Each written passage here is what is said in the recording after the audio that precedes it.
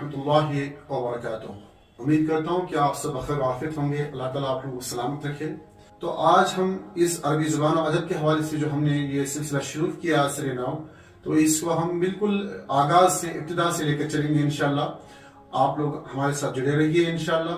आप लोगों के लिए असबाब ये दुरूस काफ़ी मुफीद और बारावर साबित होंगे इंशाअल्लाह।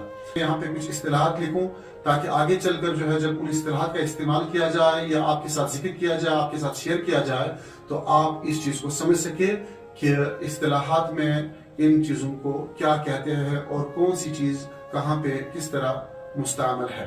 तो आइए फिर इसको आज से नाव शुरू करते हैं। हरकत जो इस्तेमाल होती है, हरकत कहते किसको है? हरकत कहते किसको है?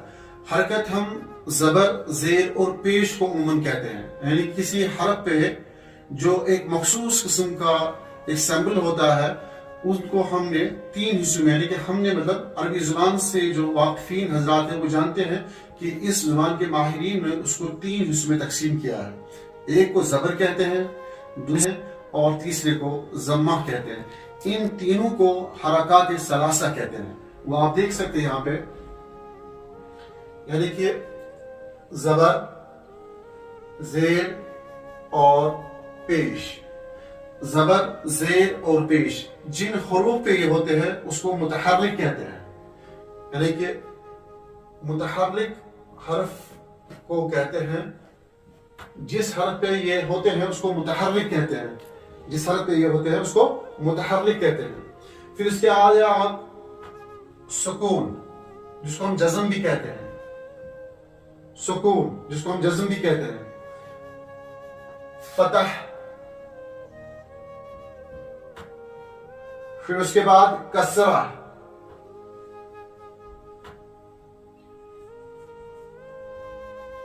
फिर उसके बाद ज़म्मा,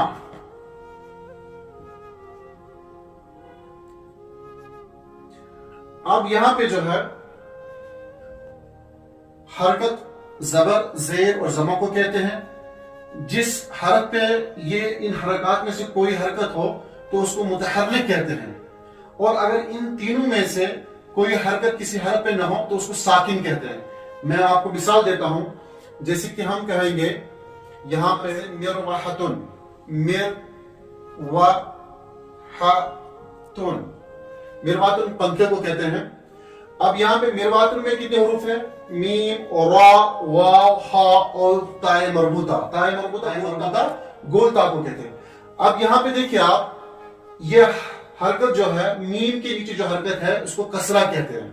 तो हम कहेंगे कि मीम जो है ये मुतहर्रिक है, लेकिन मुतहर्रिक में कौन सी हरकत इस पे है? तो हम कहेंगे कि मीम यहाँ पे मकसूर है। मीम यहाँ पे मकसूर है। और हम अरबी जुबान में ये दो इस्तिलाह याद रखें, एक मकसूर होता है, एक मजरूर होता है। ये मकसूर और मजरूर में क्या फर्क है वो आगे मैं चलकर इंशाल्लाह बता दूंगा। और इस तरह जो यहाँ पे रा आप देखते हैं, मिरवाह में रा यहाँ पे साकिन है, रा यहाँ पे साकिन है, यानी कि मुतहर्रिक नहीं है। मुतहर्रिक क्यों नहीं है?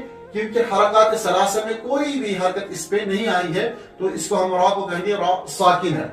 फिर वाव, वाव भी मुतहर्रिक है, और वाव पे कौन सी हरकत है? वाव पे फतह की हरकत है। वाव पे फतह की हरकत है, और हम यहाँ पे वाव को मफ्तूह करेंगे। वाव को मफ्तूह करेंगे। मफ्तूह का और एक जोड़ा होता है, इसका एक साथी है जिसको मंसूब कहते हैं। तो मंसूब और मफ्तूह में क्या फर्क है वो हम आगे चलकर बता देंगे। जैसे कि मैंने कहा कि मकसूर और मजरूर में क्या फर्क है, इसी तरह मफ्तूह और मंसूब में क्या फर्क है वो इसी वीडियो में इंशाअल्लाह मैं आगे मजीद वजाहत के साथ आपके साथ बयान शेयर करूंगा।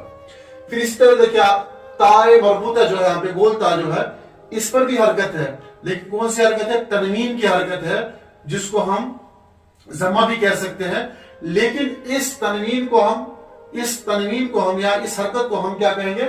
जमा वाले हरकत क्या? मजमूम भी कहेंगे हम, लेकिन मजमूम के साथ साथ पर्टिकुलर आखिरी हरफ के साथ ये चीज आप याद रखें कि ये आखिरी वाली हरकत जो होती है, इसको हरकत के साथ साथ हम एराब भी का नाम देंगे। यानी कि एराब, हरकत और एराब दोनों चीजों का ताल्लुक आखिरी हरफ से होता है। ये याद रखिए आप, हरकत प्लस اعراب، یہ دونوں چیزیں جو ہے حرکت اور اعراب یہ دونوں چیزیں الگ الگ ہے. حرکت کا تعلق آخری حرف سے پہلے جتنے سارے حروف ہیں یعنی کہ میم 1 را 2 واو 3 اور ہا 4 5 حرفی یہ لفظ جو ہے اس سے پہلے جتنے سارے 4 حروف آئے ہیں ان حروف پہ جو موجود زیر زبر وغیرہ ہے ان کو حرکات کہتے ہیں. آخری والا حرف جو ہے اس کا تعلق حرکت ہونے کے ساتھ ساتھ جو ہے اعراب کے ساتھ ہے. کیوں ایسا کیوں میں کہہ رہا ہوں؟ میں اس لیے ایسا کہہ رہا ہوں کہ اسم میں بطور خاص لفظ کے آخری حرف پہ جو اعراب ہوتا ہے وہ بدلتا رہتا ہے، وہ سٹیبل نہیں ہوتا ہے. وہ کبھی جو ہے مرفوع ہوگا، کبھی منصوب ہوگا اور کبھی مجرور ہوگا. جیسے کہ میں نے پہلے عرض کیا تھا کہ یہ 6 الفاظ کی ایک اصطلاح ہے. ایک ہوتا ہے مفتوح، اس کے مقابلے میں ہوتا ہے منصوب. ایک ہوتا ہے مضموم، اس کے مقابلے میں ہوتا ہے مرفوع. ایک ہوتا ہے مکسور، اس کے مقابلے میں ہوتا ہے مجرور. یہ 6 اصطلاحات جو ہے ان کی اپنی ایک الگ اہمیت اور الگ ایک پہچان ہے.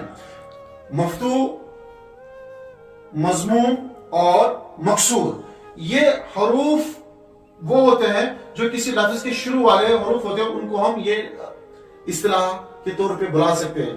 جیسے کہ میں کہوں گا کہ یہاں پہ جو ہے میم اور را جو ہے ساکن ہے، واو جو ہے مفتوح ہے، واو کو ہم مفتوح کہیں گے، میم کو یہاں پہ ہم مکسور کہیں گے، اور اسی طرح جو ہے ہا بھی یہاں پہ مفتوح ہے، اور یہاں پہ جو تائے مربوطہ ہے یہ مضموم ہونے کے ساتھ ساتھ جو ہے مضموم پلس مرفوع کہلائے گا. بالفاظ دیگر کہ آخری حرف جو ہے وہ مرفوع کے ساتھ ساتھ جو ہے جو اس ٹائم پہ اس کے ساتھ اعراب ہوگا وہ اگر مرفوع ہے تو اس کا مضموم بھی کہہ سکتے ہیں. مرفوع مضموم ہو سکتا ہے، اس طرح منصوب مفتوح ہو سکتا ہے اور مجرور مکسور ہو سکتا ہے، لیکن مکسور مجرور نہیں ہو سکتا ہے، مفتوح منصوب نہیں ہو سکتا ہے، اور اس طرح مضموم جو ہے وہ مرفوع نہیں ہو سکتا ہے. تو لہذا ان چیزوں کا آپ خیال رکھیے گا. کیونکہ یہ جو آخری حرف ہوتا ہے یہ بدلتا رہتا ہے، جو آگے انشاءاللہ ہم درس سے پڑھیں گے کہ آخری والا حرف جو ہے اس پہ جو اعراب ہوگا وہ اعراب جو ہے تبدیل ہوگا. کبھی وہ مرفوع ہوگا، کبھی وہ منصوب ہوگا اور کبھی وہ مجرور ہوگا اپنے عامل کے داخل ہونے کے بعد. ما سوائے شروع کی جتنے سارے حروف ہیں وہ اپنی حالت اور اپنی پوزیشن پہ ہمیشہ رہتے ہیں. جیسے کہ یہ مرواحتن، آپ چاہے اس کو فاعل کے طور پہ، منصوب کے طور پہ، مجرور کے طور پہ استعمال کریں، اس میں کہیں پہ جو ہے شروع والے حروف پہ کوئی تبدیلی واقع نہیں ہوگی، وہ ہمیشہ جو ہے مکسور رہے گا، اور اسی طرح جو ہے ہمیشہ مفتوح رہے گا. لیکن آخری والا جو حرف ہے یہ بہرحال کبھی مضموم یعنی کبھی مرفوع، کبھی منصوب، کبھی مجرور بھی رہ سکتا ہے.